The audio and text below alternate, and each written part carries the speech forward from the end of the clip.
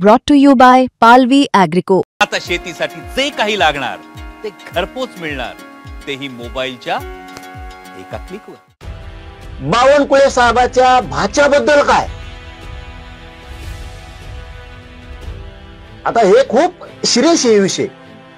जरांगेने जर इतका मोठा गौरवस्फोट केला तर पोलिसांनी तातडीने काळजी घेतली पाहिजे आणि तातडीने चौकशी केली पाहिजे। उदाहरणार्थ ते बावनकुळे साहेब म्हणतील नाव घेतल्यामुळे, अहो लय नेत्याचं नाव आहे, तो लय नेत्याचं नाव आहे, त्याला शॉट बसत नाही। बिलकुल लक्ष दिलं पाहिजे पोलिसांनी आणि तातडीने कारवाई केली पाहिजे।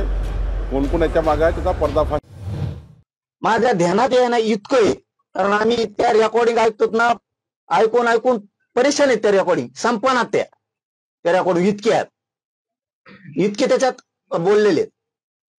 अहो इतके भयंकर दावे आहेत बीड जिल्ह्यातल्या बऱ्याच मराठ्यांच्या नेत्याचं, तर कोण कोणाचा याचा मेळच लागणार त्यांनी ते सांगितल्यापासून आम्हाला सांगितल्यापासून। याच्यात त्या पंकजाताई मुंडेंचा सुद्धा त्या पोराला लय माहिती हो, 2 आरोप आहेत ना, त्या पोराला लय माहिती। मी सांगतो हे सगळ्यांनी सिरियस घ्या। पंकजाताई बद्दलचा काय विषय त्या पोराला सगळं माहिती। बावनकुळे साहेबाच्या भाच्याबद्दल काय? आता हे खूप सिरियस आहे विषय। त्याच्यात आणखीन त्यातल्या एका आरोपीला एक गोष्ट माहिती आहे, आणखी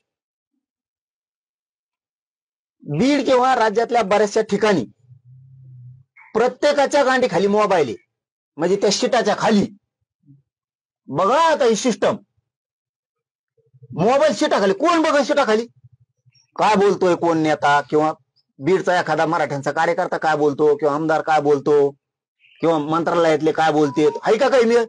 अशी वृत्ती मुंडे साहेबाकडे मोठ्या नव्हती। ज्यांना मी सांगितलेलं काही खोटं वाटत असेल, म्हणजे राजकीय नेत्याला म्हणतो, त्याने तुमचा आमच्याकडे माणूस पाठवा, आम्ही बोललेल्याचा पुरावा देतो।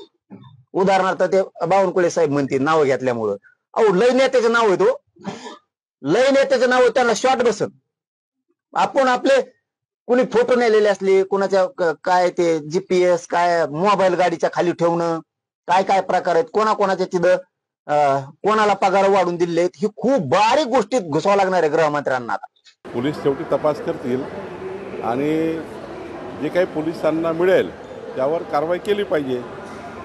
शेवटी जर जरांगेने असं जर बोलले असतील तर पोलिसांनी यावर तातडीने कारवाई केली पाहिजे असं मला वाटतं। एक प्रकारे त्यांचा रोष हा ओबीसी नेत्यांकडे दिसत आहे की त्यांच्या हत्येचा कटा कुठे ओबीसी त्यांना असं वाटत होतं की माझ्यावर जो कट रचला, त्यांनी आणखी काही नेत्यांच्या विरोधात कट रचला, त्यामध्ये त्यांनी पंकजा मुंडे आणि संकेतचं नाव घेतलं।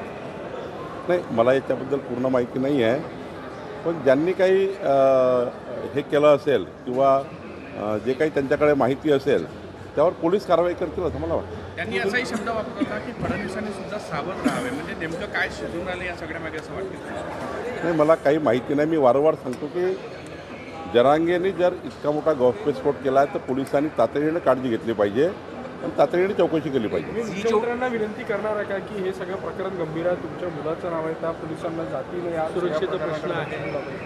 नाही, बिलकुल लक्ष दिलं पाहिजे पोलिसांनी आणि तातडीने कारवाई केली पाहिजे। कोण कोण याच्या मागे आहे त्याचा पर्दाफाश केला पाहिजे।